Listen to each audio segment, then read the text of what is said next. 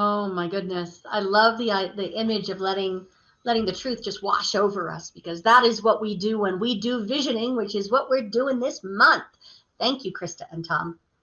So visioning, we talked a little bit about the energy behind it, the energy that we sit in unconditional love and allow the spirit of good to simply be there within and through, as and for us.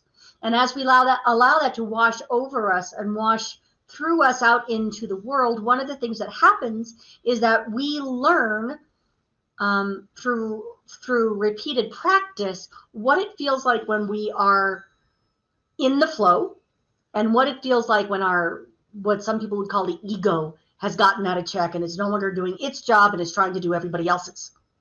I'm sure some of you have experienced that, where it just seems like all of a sudden you're fighting the whole world and nothing you're trying to do is working.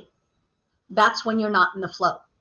When you are in the flow, there's a constant checking in with that internal wisdom. So one of the things we do in visioning is there's a series of questions. First, we go into meditation. We get all comfy and loved up by the infinite good that is God. We get in touch with our own cosmic self. And then there are questions that are generally asked. And the first one is, of course, what is God's highest thought for this thing we're visioning about, for my life, for the center, for whatever, for the world that works for everyone? What is the divine, my cosmic highest self? What is that thought? What is that belief around what can be and what wants to be? So once we're in touch with that, and I know it sounds a little woo-woo, but it can be done. The next question is, what must I become, or what must we become in order to live that vision? So if I am somebody who is very afraid of money, and so I chase it off. Somebody offers me a gift and I immediately give it away, or somebody offers me something good and I say, oh, no, I don't deserve that. In order to be the person living the vision of true prosperity that includes relationships that work all the time, fulfilling work, joy in everything, and a sense of mattering and giving to the community and to the world as a whole. That's true prosperity. But if I want to live the vision of true prosperity, I have to become a person who accepts good, who accepts compliments, who accepts that people love me. And so that is what the question, what must we become, means. It doesn't mean, how do I have to turn myself inside out in order to be good enough to live this vision? Okay, that's how I heard it the first time. It's amazing how much I can translate. Anybody else? How much I can translate a simple question like that. So the next question is, what do I need to get out of the way? It's kind of like cleaning out our spiritual closet. We have all of this stuff back there. How many of us really need 5 broken vacuums and clothes we haven't worn since high school, or, the pictures of us from high school that we actually also have online, stored digitally in 3 different places. And now we also have physical ones that actually we've never looked at.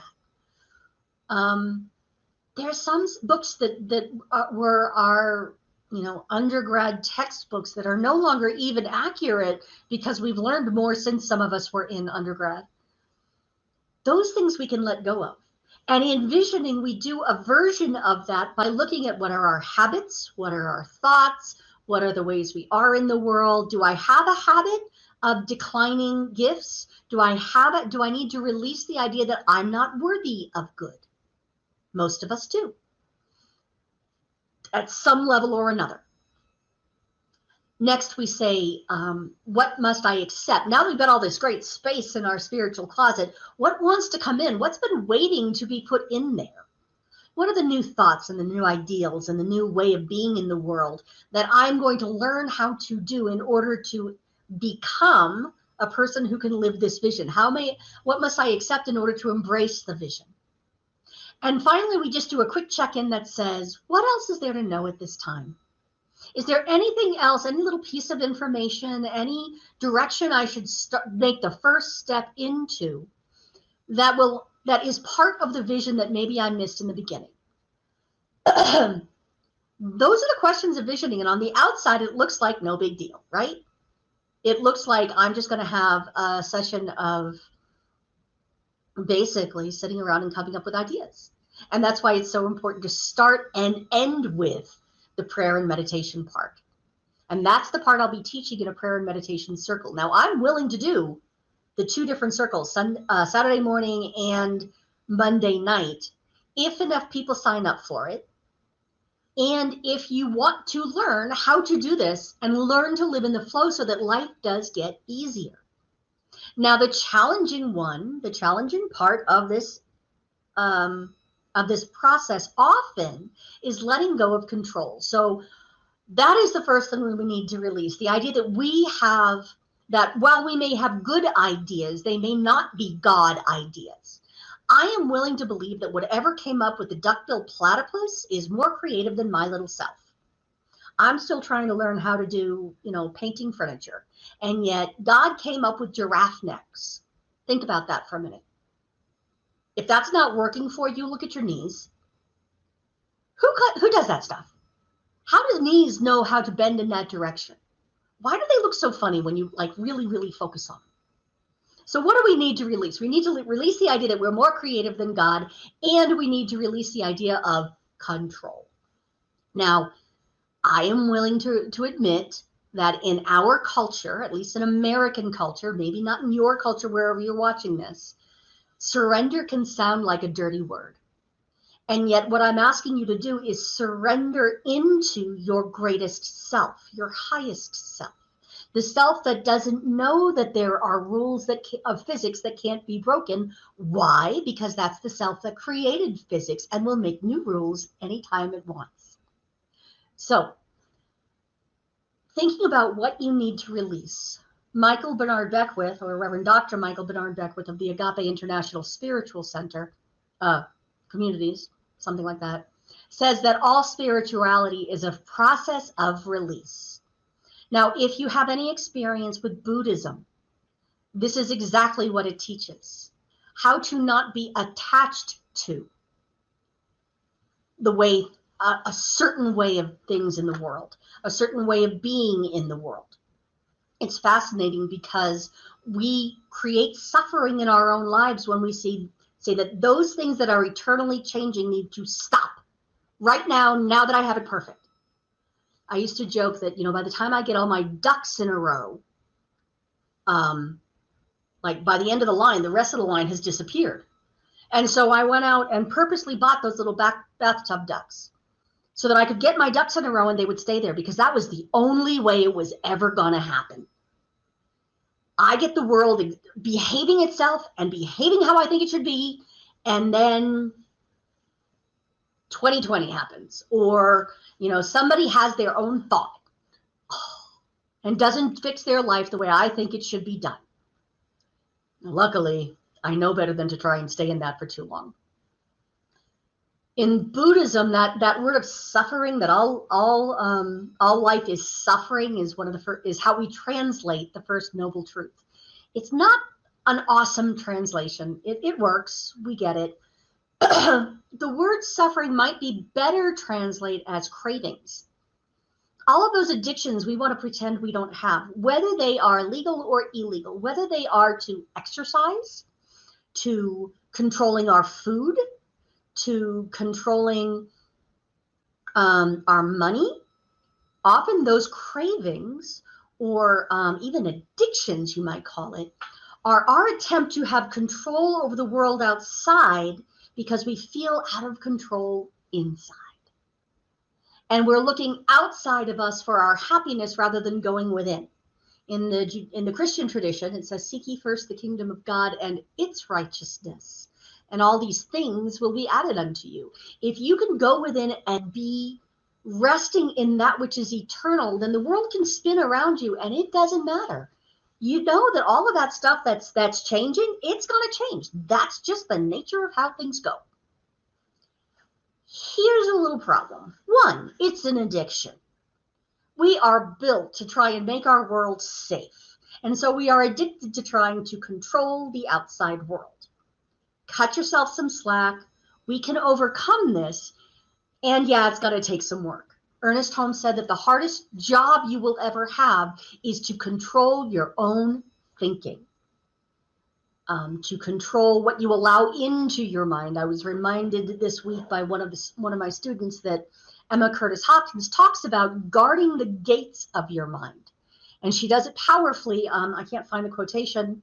None of us can find the exact quotation. But in general, if you imagine that you have put up gates on your mind and you will not allow in that stuff that is a whole bunch of nothing trying to be something, all of the drama and all of the crazy and all of the that is really some version of our desperate need to control the outside world or to distract ourselves from feeling out of control. If we can simply look at that and say, that's not for me, and allow it to go past. Just allow it to go past. It's a very Buddhist way of being in the world.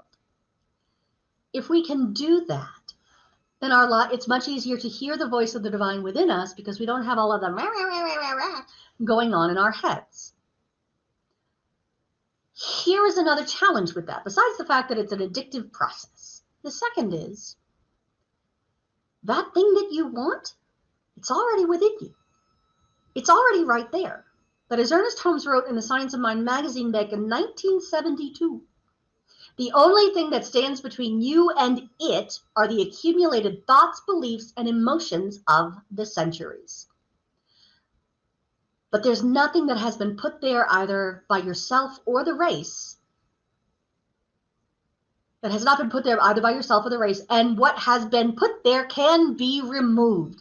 These false beliefs are thought patterns laid down through the ages and accentuated by your own experience, by your inherited tendencies and the environment.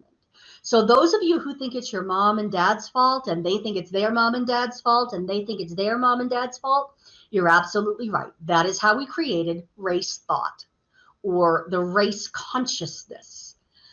Carl Jung called it the collective unconscious. So everything that has ever happened is there somewhere in our genetic memory, somewhere within our DNA, somewhere within our what we would call the one mind. And if we're not careful, it will run us because we're not conscious of it. It's just kind of in the back of our mind saying, well, of course you can't fly. Well, of course you can't be rich. You have to work a lot harder. Of course, this is if the color of your skin is, then you are less than, more than, better than, not as good as, too old, too young, too whatever. It's all of those cultural things that we don't necessarily think about that we are in the midst of letting go of. Those are the things we need to release. Now, you don't have to be conscious of all of them. When we do prayer, we simply say, I stand in the light, and everything that is not of the light goes back to the nothingness from which it came. That's a great phrase. I use it all the time. Go, I know you're all a whole bunch of wanting to get my attention, but you're not real. So I'm going to let you go. So race consciousness, or as the New Thought Dictionary published in 1942 says, the sum total of all human belief throughout the ages, race consciousness can mess with you. So there will always, the good news is, as a religious scientist, as someone who practices this, you will never run out of toys to play with in terms of unconscious beliefs. That's the good news, that's the bad news. So the question in visioning becomes, what do I need to release right now? What's in front of me right now that is standing between me and living in this vision? I remember my friend Letitia, who was a master practitioner of something called Jinshin Jiu-Jitsu. It's a healing modality in which you do a laying on of hands. She taught her sister Amy how to do Jinshin. Amy liked to play sports. And there was one week Amy was playing softball, and I don't mean little polite t-ball softball. I mean full out, come sliding into base, and her entire leg was multicolored, beautiful hues of greens and blues and reds. And oh my gosh, it was a mess. Poor Amy was in pain. And the way Letitia told me the story, she taught her the acu-touch or the acupressure in order to heal that. So she put her hand on the bruise and her other hand on whatever the other meridian was. And she did it. and it worked. But she forgot to tell Amy to move her hand around and heal the whole bruise. So there was this big old bruise with a handprint of healed skin right in the middle. I'm not even kidding.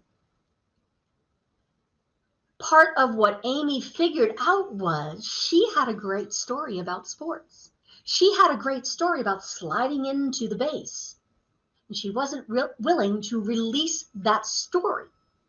And so, yes, of course, the healing worked, but it didn't hide the whole bruise. So she got to keep the story, which means she got to keep the accompanying pain. So when we talk about releasing, there's often some little story going on in the back of our mind that we need to sit with long enough to hear the whole story so that we can release it. You know, the human brain is just so funky and complicated and interesting, and it's the coolest toy on the planet. And human consciousness is that times a bajillion. So my question to you is, if there's anything going on in your life, what's the story you need to release? If there's something that is going on in your life that has you feeling like you're not in that flow of perfection, I would ask that you put it in the comments right now. Doesn't have to be, your deepest, darkest secrets. But if there is something going on in you, whether you're mad at somebody and you need to forgive them, whether you're so busy trying to control money that it just feels like you're getting tighter and tighter and tighter, and your financial muscle is in spasm and now it's stuck. What things might you need to release? Are you willing to sit with the story until you can hear the whole thing of what you're not willing to release yet? Because if you're not, that's okay. You'll get to it or not. Maybe it's still serving you somewhere. So if you have that going on, please put it in the comments now, and I'll see what's going on with that. So in the meantime, there was a question in the comments about the reopening of the center, and that has been what I've been visioning on all week. And I can only speak to it's a board decision. So there are many different factors that need to be considered, and I have not considered all of them yet. That is why we talk about these things at the board meeting. So the next board meeting is on the 28th. It's at noon. If you want to attend and listen and be part of the conversation, then definitely be there. But what I'm learning about myself and some of the beliefs I've been holding are that, one, the center is the physical building. That if we're not at the center, somehow we are not a community. Now, I don't hold that consciously, but I'm finding little bits and crumbs of it in the back of my mind. That if we don't have a full parking lot, or in our case, parking lots now, that somehow this is a failing community. That's an old standard of success that I am currently releasing. One of the challenges of getting back into the building is that we simply don't have the internet capability yet. And so I am in prayer, and I ask you to hold in prayer that we have real internet capability like now. I know that it is not mine to do because I have spent hours just this week trying to figure out ways to force it to work. And we have revisited this stuff for the entire time I have been the minister here. So for at least 10 years, we have banged on the pipes of our internet, there's a bad analogy, trying to make it go faster. I am not in control of that. It really depends on when they start building the hospital across the street from us so that we can get hooked up with cable internet, or something like the new Elon Musk thingy gets set up, or when we have 5G up here. Now, I have to release, this is me personally showing myself as an example of trying to stumble through this process. I have to release the belief that I have control over that, or that not having control over that means something about this community. We are also not in control of who has been able to get the shots, who is taking the shots, who's willing to take the shots. I'm not in control of any of how of you guys choose to do that. And so some people who are not able to get the shots yet. Remember, only 20% of the population has been vaccinated right now. Some people can't get them until they become available to the general public. Some of our staff might have, I don't know yet, but might have some concerns. Some of our people who would normally be at the center are not willing to come back yet. You're part of that, and I'm just going to throw this in here. If you don't currently get our emails, I don't care where you are in the world. If you're in Saudi Arabia, you still get email. And you can still be part of this congregation. No matter where you are or when you watch this, please, please, please make sure you're getting our emails, because I'm going to be sending out another survey talking about who are you, where are you, how are you being served, what would serve you better, do you want to learn more about, what classes would actually serve you, do you have any intention of coming to the center in person ever, and if you live in Timbuk 1 or East Cupcake, you might not. You're still a member of the center if you choose to be. Do you attend most Sundays? Do you watch this after Sunday? There's all sorts of information I need to gather in order to know, as a spiritual leader, who I am serving and how to serve them. If you're never going to show up at the center, then I need to find a way to create, or not I, see, control issues. We need to find a way to create community online, and I need to hear from you what would serve you. So please, please, please make sure that we have your email and can send you information about what it is we're doing and how it all works. So I am not seeing people wanting to release anything, which is fine. Whole bunches of people on and listening. Yay! So I am just going to go back to the talk. There's so many ways that we can participate together online, and I know it's not what many people want. One of the things we need to release is the idea that things will go back to the way they were in whatever year. We're not going to go back to 1950 any more than we're going to go back to 1918. I hope. At this time, one of the things I need to release is being able to get the numbers to go where I would like them to be, which would be 0. One of the things that I need to release personally is the idea that I have any control over this, or that I have to be responsible for the decision. This is your center.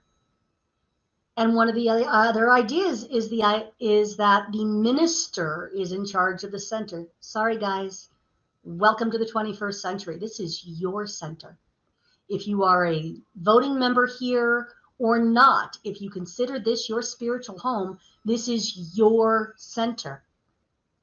And the way to make it yours, the way to actually really do well in this teaching, is to really participate. You will get what you give. If you log on at 3 in the morning and forget by 3:01 anything you just heard, then I'm not really thinking I'm doing you much good, nor is this teaching.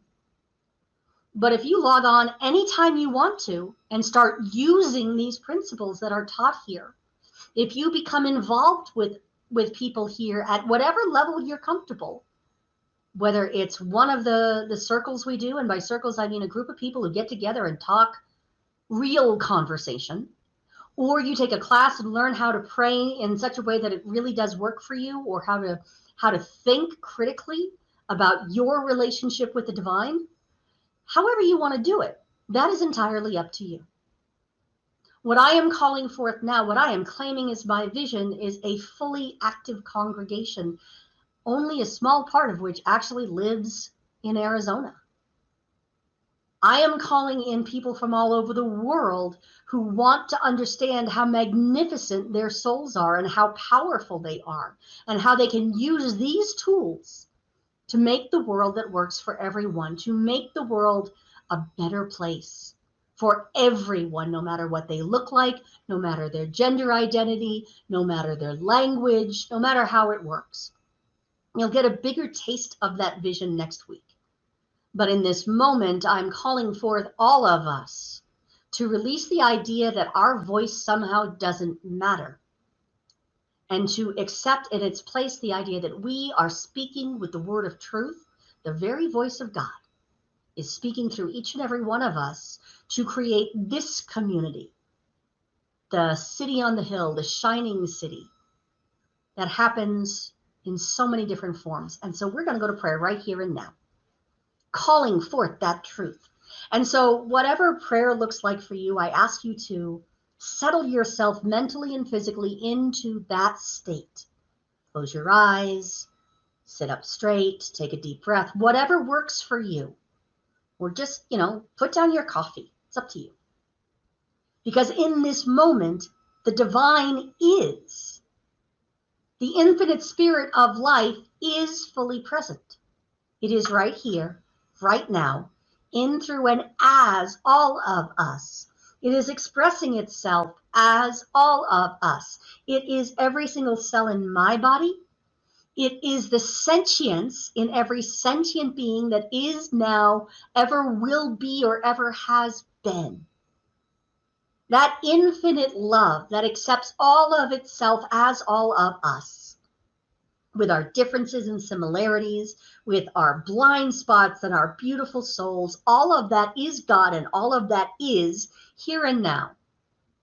And as we are one in God and one of God, in this moment, as I speak this word for myself, I speak it on behalf of all sentient beings, and I claim a higher truth. I claim freedom from any old false beliefs, any old behaviors, anything that no longer serves the vision in front of me right now, that I see with my divine internal eye. This vision of a world that works for everyone, this vision of a center in which people are heart and soul involved. People are being served. People are learning about their own magnificence. People are learning about the magnificence of every single neighbor. And so whether that is online or in person, whether that is today or next week or in a year, all of it right here, right now, is the infinite truth of us as pure and perfect love. And this word right here, right now, has power. It is now the law unto which that I have spoken. It is the law of cause and effect. I have set a cause in motion by claiming absolute, pure, and perfect good for the thing that we know as the Center for Spiritual Living, that is based physically in Prescott, Arizona, whose center is everywhere and circumference is nowhere. This time, this place, right here, right now, within the mind of God, there is a shining idea, and I claim it in form right now. And my grateful heart simply rests in the absolute truth that the law has already gone to work. It's like the law of gravity. It doesn't wait. It is now. And right here, right now, I give thanks that all of these words are already taking form in physical expression for all of us to experience. I bless and celebrate that. I know it is the truth of us. And so I release this word of power to the law, that it may be made into form. I call it all good and very good, blessing it all. And so it is.